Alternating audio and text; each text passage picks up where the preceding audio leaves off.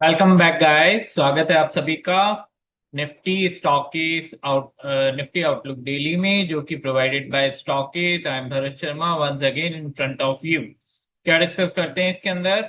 ये प्रोग्राम है जिसके अंदर हम डिस्कस करते हैं निफ्टी में सेंटिमेंट्स क्या चल रहे हैं, क्या है मार्केट के करंट सिनेरियोज, क्या न्यूज अफेक्ट कर रही है मार्केट में, सेंटिमेंट्स कहाँ से डिराइव हो रहे हैं, क्या प्राइस एक्शन है, क्या हो सकता है और क्या हम लोग एंटिसिपेट कर सकते हैं।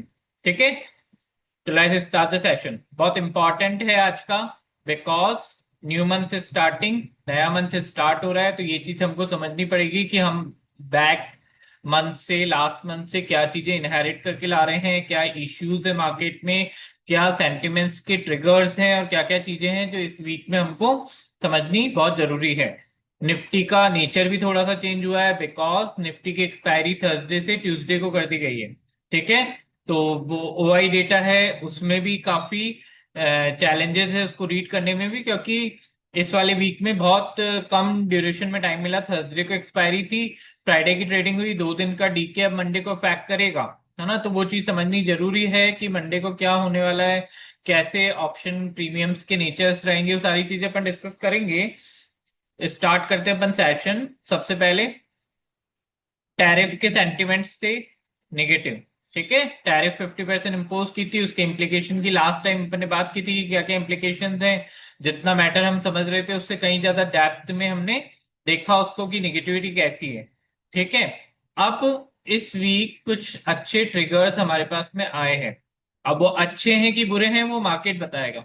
ठीक है, लेकिन कुछ पॉजिटिव ट्रिगर्स हम लोग कंसिडर कर सकते हैं। सबसे ज्यादा जो टॉकेटिव पॉइंट है वो है इंडिया का जीडीपी। जो Q1 FY 2026 का जीडीपी रिलीज हुआ है, जीडीपी ग्रोथ रिलीज हुई है, वो 7.8% है, जो कि अपनी एक्सपेक्टेशन से ऑलमोस्ट 10% हाइयर है। ठीक है, जो आरबीआई का जो एक्सपेक्टेशन था, या जो आम पब्लिक का जो एक्सपेक्टेशन था, जो इकोनॉमिस्ट का जो एक्सपेक्टेशन था, उससे कहीं ज्यादा ही है। कैसे आया है नंबर, कोई नहीं जानता। ठीक है, किसी को नहीं पता। जो हमने अभी क्वार्टरली रिजल्ट्स देखे, सीजन खत्म हुआ था, जो क्वार्टरली रिजल्ट देखे उसमें भी कोई ऐसा एक्स्ट्रा ऑर्डिनरी हमने नहीं देखा कि भाई किसी कंपनी में बहुत एक्स्ट्रा ऑर्डिनरी नंबर प्रोड्यूस किए हैं, किसी सेक्टर्स में एक्स्ट्रा ऑर्डिनरी नंबर्स प्रोड्यूस किए हैं। जनरली जो हम लोग देखते हैं, मतलब मैं तो कहूंगा कि पिछले 7 8 10 क्वार्टर्स जो भी हमने देखे हैं उनमें सबसे वीकेस्ट क्वार्टर यही लगा था कि भाई कोई भी कंपनी इतना ज्यादा कुछ अच्छा कर नहीं पाई रिजल्ट्स में। ऊपर से टैरिफ बर्डन और था। टैरिफ बर्डन तो चलो ये पोस्ट हुआ है, लेकिन ये नंबर जीडीपी ग्रोथ का कहाँ से आया, that is most talkative point in the industry. ठीक है, लेकिन आया है तो आया है, हम उसको चैलेंज तो कर नहीं सकते। चैलेंज कैसे कर सकते हैं? गवर्नमेंट का डेटा है, उसकी एक फिक्स मैकेनिज्म होता है उसको प्रोड्यूस करने का।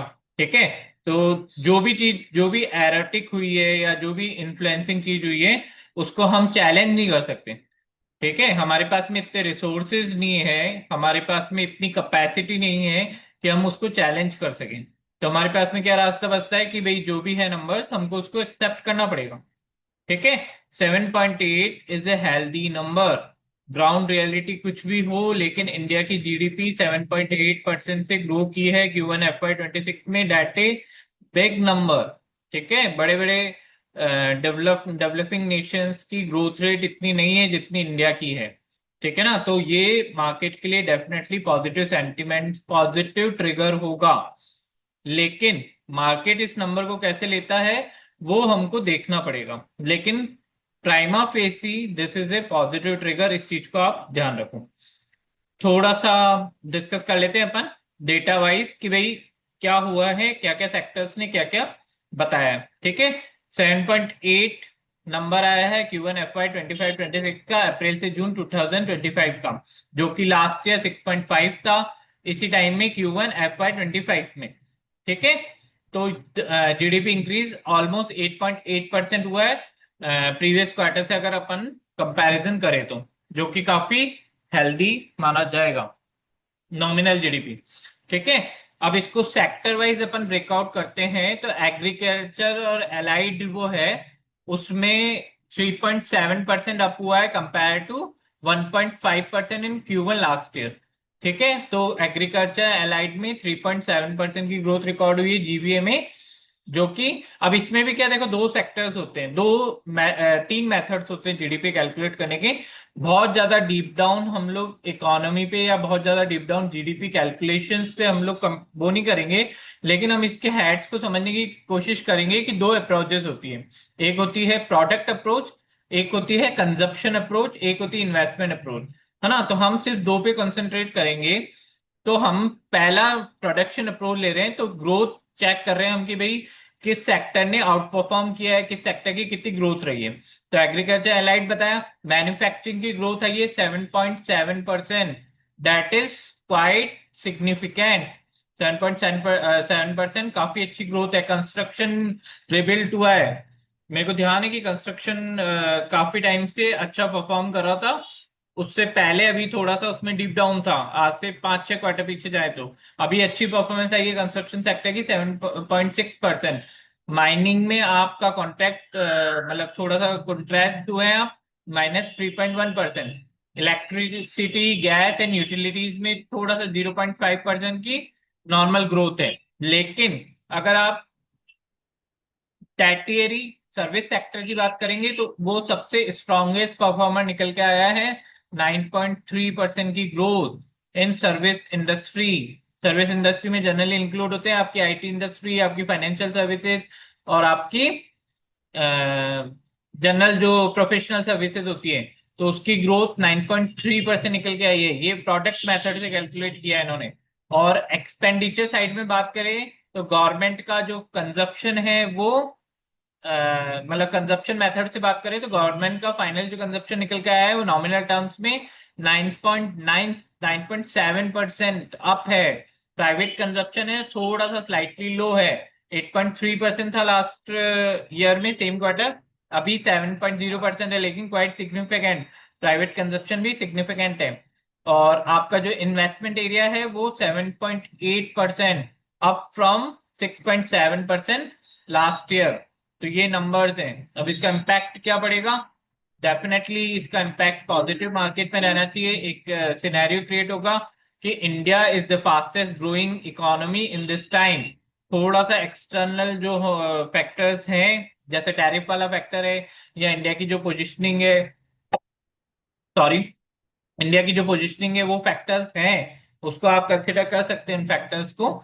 लेकिन despite this, India is a significant growth rate, significantly higher growth rate in terms of GDP, 7.8%, that is a good number. ठीक है, तो ये गवर्नमेंट का स्ट्रॉन्ग मतलब पब्लिक का strong consumption, government consumption, government की स्पेंडिंग और इन्वेस्टमेंट को रोबस्टनेस प्रोवाइड करता है, जो कि domestic growth oriented sectors, consumer good, real estate and capital goods को रोबस्ट सपोर्ट देती है। ठीक है, तो इस चीज को समझना हमको जरूरी है, ये चीज मार्केट में वो कर सकती है। ज्यादा इस सेक्टर को अपन खोलेंगे नहीं, लेकिन ओवरऑल जो चीज थी वो मैंने आपको चीज समझा दी है। ठीक है, आगे बढ़ते हैं। जीडीपी वाली न्यूज हो गई, टैरिफ वाला प्रॉब्लम चल ही रहा है उसके।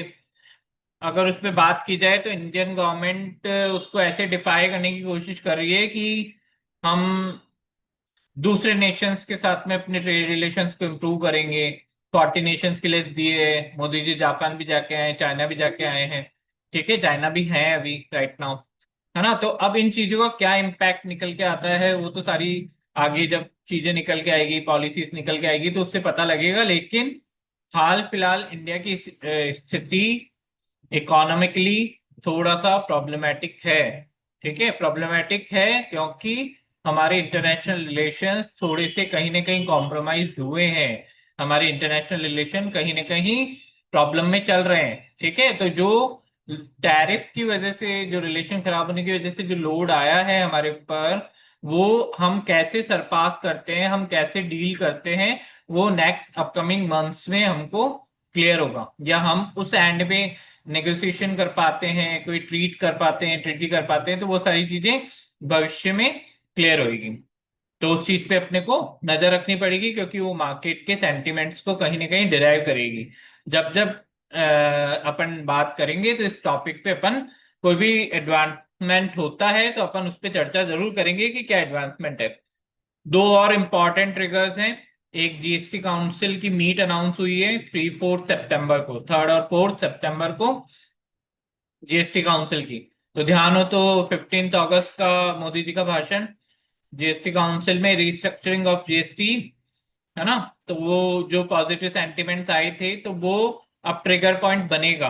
क्यों? क्योंकि जब जीएसटी काउंसिल की मीट होगी तो वो लोग डिस्कस करेंगे, और डिस्कस करेंगे तो उसका जो आउटकम निकल के आता है या जो चीजें निकल के आती है उस भी इस वीक पे हमको नजर बना के रखनी पड़ेगी कि उसका इम्पैक्ट क्या आता है। फर्स्ट है कल, 1 सितंबर, ठीक है। न्यू मंथ है तो दैट मीन्स ऑटो सेल का डेटा भी आएगा। उस पर भी हमको नजर बना के रखनी है कि ऑटो सेल का डेटा क्या आता है। तो ऑटो सेल का डेटा भी ऑटो इंडस्ट्री में ट्रिगर बनेगा। ठीक है, अभी अपन ने देखा था कि वो रेयर अर्थ मैग्नेट्स की वजह से ऑटो इंडस्ट्री में थोड़ा सा प्रेशर क्रिएट हुआ था, है ना। तो हालांकि रिकवर भी हुए थे काफी कुछ स्टॉक्स वहां से, लेकिन वो चीजें अपने को देखनी पड़ेगी। तो अपन ने 5 ट्रिगर्स डिस्कस किए हैं अभी तक। ऑटो सेल का डेटा वो रहेगा कि भाई अगस्त में कितना क्या रहा, कार मेकर्स का, टू व्हीलर्स मैन्युफैक्चरर्स का, तो वो कल आएगा, है ना। तो वो भी मार्केट के लिए ट्रिगर आएगा। सेकंड ट्रिगर अपन ने टैरिफ की बात करी कि टैरिफ में क्या हो सकता है, यूएस ने जो इम्पोज किए उसके अंदर आगे क्या सिनेरियोज बन सकते हैं। हालांकि दिखता दिखता लॉस तो है ही, वो सारा डिस्कस अपन कर ही चुके हैं। और हमारी उसकी काउंटर फेट स्ट्रेटेजी क्या होती है उस पर भी हम लोग नजर बना के रखे हुए हैं। जीएसटी काउंसिल की मीटिंग, है ना, 3rd-4th की, वो अपन ने डिस्कस कर ली। ग्लोबल क्यूज देखेंगे, वो भी इम्पैक्ट करेंगे कि भाई क्या ग्लोबली क्या क्यूज मिलते हैं, क्योंकि सितंबर है, फेड रेट कट्स भी एक्सपेक्टेड की थी। तो वो भी काफी कुछ मार्केट के सेंटिमेंट्स को डिराइव करेगी। अगर एक और फेड रेट होती है और इंडिया की जीडीपी ग्रोथ अच्छी है तो आरबीआई को भी रिकंसिडर करना पड़ेगा अपनी रेट्स को, इंटरेस्ट रेट को, जो कि रेपो रेट्स को।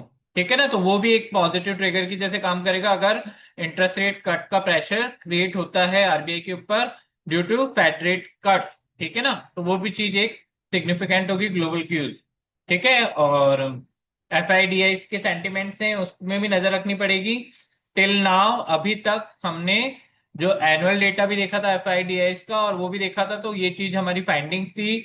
आई थिंक 15-20 दिन पहले कोई वीडियो बनाया था, उसमें अपन ने ये सारी चीजें डीपली डिस्कस की थी विद डेटा। तो उसमें भी देखना पड़ेगा कि एफआईआईएस का आने वाले मंथ्स में इंडिया के प्रति अप्रोच क्या रहती है। अभी right now they are aggressive seller, वो लोग बहुत अग्रेसिवली सेल कर रहे हैं, इसलिए हमारे मार्केट को सिर्फ डीआईआई ने सपोर्ट कर रखा है। तो एक हेडविंड्स तो है एफआईआईएस की वजह से, क्योंकि वो कंटिन्यूसली अपना बाहर निकाल रहे पैसा। ठीक है, तो ये ट्रिगर्स थे। अब चलते हैं अपन अपने टेक्निकल चार्ट्स पे, चार्ट से स्टडी कर लेते हैं एक बार क्या लग रहा है निफ्टी एज ए चार्ट में। ठीक है, okay, let me share my screen first chart पे डिस्कस करने के लिए।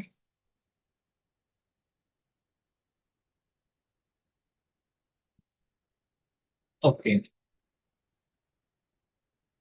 My screen visible.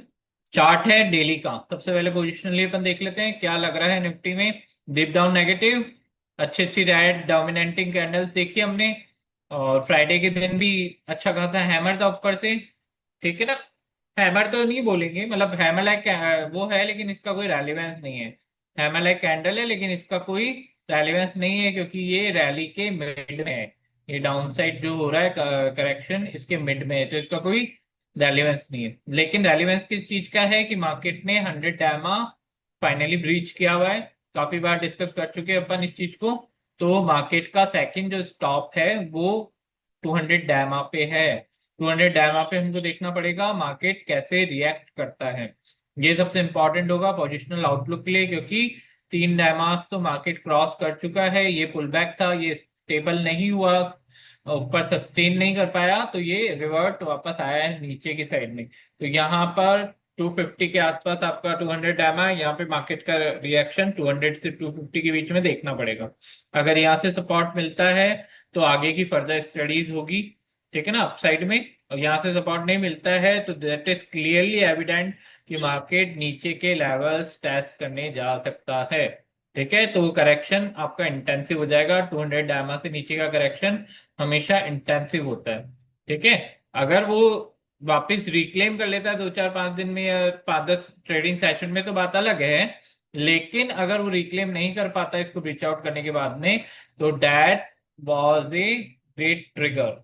वो बहुत बड़ा ट्रिगर होगा कि मार्केट को अब नीचे के डायमेंशंस में ज्यादा जाना है, नीचे के लेवल्स दिखाने हैं, ठीक है। तो इस चीज का ध्यान रखना है। 200 डायमा का हाल फिलहाल तो अपना जो डिस्कशन है उसके बाद का अपन बाद में देखेंगे, डिस्कस करेंगे, बहुत टाइम है हमारे पास में, तो स्पीडी कुछ भी नहीं होना है। लेकिन आज का जो हमारा कोर डिस्कशन है वो ये है कि 200 डायमा इज और prime support down side, which is situated at 24 200 to 250। इसके मिड में कहीं पे आपको ये मिलेगा। अभी 260 के आसपास से नीचे और आएगा तो थोड़ा मिल सकता है ना, 250 के आसपास आप एज्यूम कर लो। 200 M for positivity, market first cross this line, ठीक है ना, दिस ट्रेंड लाइन, ये ट्रेंड लाइन है, नेगेटिव ट्रेंड लाइन है। ये जो आपका जब से करेक्शन स्टार्ट हुए उस करेक्शन की ये एक नेगेटिव ट्रेंड लाइन बनाइए, ठीक है। करेक्शन बड़ा वाला तो ये था, लेकिन ये जो अभी माइनर रिट्रेसमेंट आपका चल रहा है, जो यहाँ से पुल बैक हमने देखा था, इस चीज को अपन एक बार 15 मिनट 1 वीक में कन्वर्ट करते हैं तो आपको क्लियरली समझ में आएगा, ठीक है। ये है सिनेरियो। तो ये मेजर जो हमारा यहाँ पे करेक्शन था, मेजर करेक्शन के बाद में एक अच्छा हेल्दी पुल बैक था जो जाके 25, मतलब बहुत अपने पीक से थोड़ा सा नजदीक था, रिक्लेम करने वाला था। वहां से वापस करेक्शन स्टार्ट हुआ। ये हमने ट्रेल देखी, 3 3 6 नेगेटिव वीक्स देखे हमने, उसके बाद में पॉजिटिविटी आई, फिर ये जीएसटी की न्यूज से और क्रेडिट रेटिंग से थोड़ा सा बाउंस बैक मिला, फिर वापस करेक्शन स्टार्ट है ना। तो बड़े फ्रेम में क्या समझ में आ रहा है? बड़े फ्रेम में ये समझ में आ रहा है कि मार्केट 360 के आसपास सपोर्ट ले सकता है, 340 के आसपास सॉरी सपोर्ट ले सकता है, क्योंकि वो प्रीवियस बॉटम है, ठीक है। प्रीवियस बॉटम के साथ में वहां पर आपको क्या मिलेगा? 200 डायमा मिलेगा, थोड़ा सा नीचे 100 पॉइंट नीचे जाके बड़े लेवल पे, इसलिए इतना सिग्निफिकेंट नहीं लगेगा आपको, लेकिन वहां पे आपको सपोर्ट दिखेगा, ठीक है। तो ये हमारे प्राइमा फेसी सपोर्ट है, ये रीच आउट करता है तो मार्केट नीचे की टेरिटरी में जा सकता है, ठीक है। और अपसाइड में मार्केट को इस लाइन को ब्रीच करना पड़ेगा फॉर अपसाइड ट्रिगर, ठीक है। अपसाइड ट्रिगर के लिए कुछ कंडीशंस होती है, वो मार्केट को पहले फुलफिल करेगी। वही 3 कंडीशन है सेम अपनी। क्या कंडीशन है? प्रीवियस पीक, प्रीवियस पीक क्या है मार्केट का? ये वाला फर्स्ट बहुत ज्यादा ऊपर चला गया, इसलिए टाइम लगेगा मार्केट को वापस positive sentiments, complete positive outlook में आने में, ठीक है। तो अभी जो हमारा होगा वो प्ले रिवर्सल होगा। In case of pull back हम लोग उसको रिवर्सल की जैसे ही ट्रेड करेंगे। That will be not significant to say that it is a complete pull back, ठीक है। उस जगह सिग्निफिकेंट नहीं होगा ये कहना कि वो कंप्लीट पुल बैक है। अगर इन केस कोई पॉजिटिविटी आती है तो उसको हम लोग कैसे ट्रेल करेंगे? एज ए, हमारी अप्रोच रहेगी एज ए रिवर्सल, ठीक है, कि हम यहाँ से रिवर्सल प्ले कर रहे हैं। अभी हमको पता नहीं है कि मार्केट में टोन पॉजिटिव हुई है कि नहीं हुई है, क्योंकि प्रीवियस पीक मार्केट का बहुत ऊंचे आ गए। हो सकता है मार्केट यहाँ तक जाके फिर फॉल स्टार्ट कर दे यहाँ तक जाके, है ना। तो नीचे डाउन साइड तो स्टोरी क्लियर है नेगेटिव सेंटिमेंट्स में, लेकिन अपसाइड में स्ट्रगल है मार्केट को। स्ट्रगल क्या है? डाउन साइड का तो क्लियर है, वापस रिपीट करने की जरूरत नहीं है। 340, 340 के बाद में 250 और 400 पे भी टिका हुआ है, यहां से निकलेगा नीचे तो। अपसाइड में क्या है? अपसाइड में एटलीस्ट जो इसका प्रीवियस पीक यहाँ पे दिख रहा है, प्रीवियस पीक नहीं बोलेंगे लेकिन ये पुराना पीक जो है मार्केट का, जो यहाँ से ये फिलिंग की थी, जो गैप यहाँ पर बनाया था मार्केट ने, तो एटलीस्ट कम से कम 100 डायमा को क्रॉस अपसाइड करे। 100 डायमा आपको मिलेगी 640 के आसपास, 24,640। अगर 100 डायमा को क्रॉस करता है तो मार्केट फिर स्ट्रगल करेगा अपसाइड टू 24,800, जहां पे इसको मिलेगी 50 और 20 डायमा। इनसे ऊपर निकलता है तो डेफिनेटली ये टीएल भी आपकी ब्रीच हो जाएगी। ये टीएल ब्रीच हो जाएगी, उसके बाद में हम लोग कंसिडर कर सकते हैं कि मार्केट कहीं ना कहीं पॉजिटिव टेरिटरी में जा रहा है। तो ये लंबा अभी तक हमको प्लान नहीं करना है। अभी हमको क्या प्लान करना है कि 100 डायमा की क्रॉसिंग और 20 और 50 डायमा की क्रॉसिंग, मतलब हमारी जो एनालिसिस अप्रोच है वो 24,800 तक अभी तक है, ठीक है। अगर यहाँ से पुल बैक लेता है, इधर यहीं से ले ले और 200 ये अपने 200 डायमा के आसपास आके यहाँ से सपोर्ट लेके पुल बैक ले तो हमारी अपसाइड थ्योरी ये रहेगी। डाउन साइड थ्योरी क्लियर है? ओके। अब चलते हैं अपन इंट्राडे टाइम फ्रेम में। क्लियर कट नेगेटिविटी है, क्लियर कट डाउन ट्रेंड है। ठीक है, लेवल्स डिस्कस कर लेते हैं, लिखे भी थे लेवल्स अपने आउटलुक में। 400 इमीडिएट सपोर्ट, अगर नीचे जाता है तो फर्स्ट सपोर्ट आपको 340 में मिलेगा। क्यों मिलेगा? क्योंकि प्रीवियस बॉटम है। ठीक है, प्रीवियस बॉटम है, इसके नीचे जाता है तो 250। स्ट्रेट लेवल है, जैसे पोजिशनल में लेवल है वैसे ही इंट्राडे में लेवल है, क्योंकि मार्केट नेगेटिव टोन में है तो नेगेटिव ज्यादा वो कर सकता है। अगर पॉजिटिव होता है तो सबसे पहले इसको क्रॉस करना पड़ेगा 460 का लेवल। 460 इमीडिएट रेसिस्टेंस की जैसे काम करेगा। अगर इसको क्रॉस करता है तो मार्केट 500 पे जाकर ट्रेवल करेगा। 500 आपको 20 ईएमए मिलेगी 15 मिनट की। तो नेक्स्ट 460 के बाद में 500 इजी लेवल होगा मार्केट के लिए। अगर इसको क्रॉस करता है तो मार्केट ट्रेवल करने जाएगा 580 से 570 से 600 के बीच में। ये लेवल क्यों है? क्योंकि ये 50 ईएमए का जोन है, प्लस यहाँ पर प्रीवियस पीक है। ठीक है, ये इसकी इमीडिएट प्रीवियस पीक इसको मिलेगी 24,570 पे। तो एटलीस्ट करंट जो मार्केट का सिनेरियो है उसको चेंज करने के लिए, करंट ट्रेंड को चेंज करने के लिए, इमीडिएट ट्रेंड को चेंज करने के लिए in the shorter time frame, market को एटलीस्ट 50 ईएमए को क्रॉस करना पड़ेगा, जो कि 570 से 600 के बीच में आपको मिलेगी। ये क्रॉस होती है तो थोड़ा बहुत बुलिश थ्योरी हम लोग सेट कर सकते हैं। ठीक है, और स्कैल्पिंग के लिए अगर अपसाइड स्विंग्स जो होते हैं, कंटिन्यूसली फॉल तो होना नहीं है, स्विंग्स जो होती हैं उसके स्कैल्पिंग के लिए लेवल्स रहेंगे 460 और 500। ठीक है, 460 क्रॉस करता है तो 500 फर्स्ट लेवल जो रेसिस्टेंस इसका मिलेगा 20 ईएमए का। देन 570 से 600 ये क्रॉस करता है तो फिर हम देखेंगे जो इसका और प्रीवियस पीक है वो 680 पे मिलेगा। 680 के बाद में आपको मिलेगा 730 के आसपास, 720 730। ठीक है, तो अप साइड रेंज ये क्लियर है, डाउन साइड में क्लियर है, मामला बिल्कुल सेट है। कोई डेटा देख लें। डीप डाउन निगेटिव है मार्केट।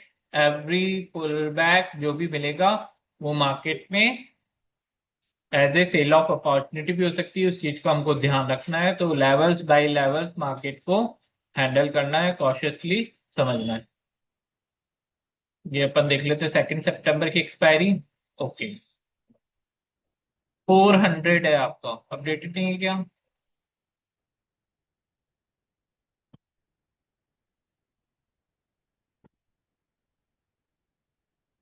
ओके, ये आपका 450 पे 97 और 71, दैट मीन्स आपकी दिख रही है 160 पॉइंट की प्रीमियम। ठीक है, कल डीके मिल सकता है क्योंकि मार्केट में मंडे ही लास्ट डे बचा है, ट्यूसडे को एक्सपायरी है। ठीक है, तो इसका प्रीमियम बिहेवियर को थोड़ा सा समझने में अभी समय लगेगा, क्योंकि पहली बार मार्केट में ट्यूसडे एक्सपायरी हुई है, प्लस वीकेंड पे मार्केट में क्या प्ले होता है। अभी तक हमको पता था कि भी 20-30 पॉइंट की रोज की प्रीमियम डीके है। ठीक है, अभी इनके प्रीमियम से हमको पता था, हमारे लिए ऑल सेट था मामला। लेकिन अभी इनके प्रीमियम को रीस्ट्रक्चर समझने में थोड़ा सा टाइम लगेगा कि मार्केट कैसा रिएक्ट करता है। अगर हम लोग इसके उस पे जाएंगे एटीएम पे, वैसे तो 400 पे क्लोजिंग हुई है, तो 400 पे जाएंगे तो 128 पॉइंट एंड 51 पॉइंट की प्रीमियम है। दैट मीन्स कॉल साइड में एक्स्ट्रा प्रीमियम से एडजस्ट करने के लिए मार्केट, वही खेल होता है डाउन साइड का एंड अप साइड का। तो उस चीज को हमको समझना पड़ेगा कि मार्केट कैसा बिहेव करता है to settle the extra premium on call side. ठीक है, अगर 450 का कंसिडर कर सकते हैं। यहाँ पर क्लोजिंग 428 की बता रहा है, एक्चुअल क्लोजिंग चार्ट में 400 के आसपास 426 की दिख रही है। हाँ, तो 450 को हम लोग एटीएम कंसिडर करेंगे। ठीक है, ओके। 450 को एटीएम कंसिडर करेंगे तो 97 एंड 160 पॉइंट का पेयर है। कल ऑप्शन प्रीमियम रिड्यूस हो सकती है, उस चीज का हमको ध्यान रखना है। डीके कर सकती है, 2 दिन का डीके है ना। 160 पॉइंट का प्रीमियम है, डेट मीन्स मार्केट का इंडिकेशन समझना पड़ेगा कि मार्केट कितना मूवमेंट देने के लिए तैयार है। 1-2 वीक लगेंगे थोड़ा समझने में, क्योंकि एक्सपायरी का थोड़ा सा लोचा है। आज का सेशन यहीं पे खत्म करते हैं। Thank you for the listening till the last. थोड़ा सा एक सजेशन आपसे चाहिए था कि अगर हम लोग निफ्टी आउटलुक के अलावा और भी किसी इंस्ट्रूमेंट को ऐड करें तो वो कौन से इंस्ट्रूमेंट हो सकते हैं जिसमें हम लोग आपको थोड़ा सा ब्रीफ एनालिसिस करके उसका दे सकें। वीडियोस बड़े हो रहे थे इसलिए मैंने बैंक निफ्टी को इसमें से रिमूव कर दिया। वीडियो का साइज बहुत बड़ा हो रहा था, 30 मिनट से बियॉन्ड जा रहा था, तो उसको मैंने रिमूव कर दिया। लेकिन अगर आप लोग बताते हैं अपनी रिक्वायरमेंट्स के हिसाब से तो आप कमेंट्स कर सकते हैं, तो हम लोग उसको कंसिडर करेंगे एंड एक क्रक्स उसका छोटा सा एनालिसिस पार्ट पब्लिश करेंगे। Thank you.